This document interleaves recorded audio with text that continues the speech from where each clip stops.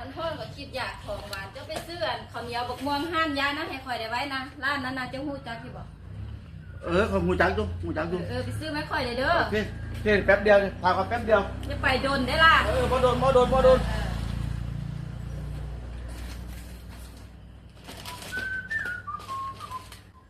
มันคือไปโดนตายปอดมันให้คือว่าอยู่ใกล้ๆนึงนะร้านยายนั่นก็ได้กูแหงห้อนกูแหงกูแหงอยากกินของหวานไป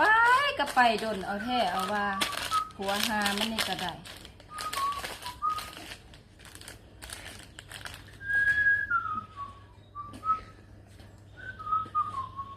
โอ้ยบอกนี่ดิบ่มีดอกข้าวเหนียวบักม่วงมีแต่ข้าวเหนียวบักเผาเขาให้มาอยู่ไสข้าวเหนียวบักเผานี่เลยปัดมันที่หาได้ขายให้มึงสเด็จเขาขายให้ของเขามาตัวเนาะตามมาทีเนาะตายมึงก็ใส่บ่ดำบ่แดงเนาะบักผากมึงเลยเนาะมันที่หาได้ขายกูจะไปเตะปากมันนี่ข้าวเหนียวบักอันเผานี่นะโอ้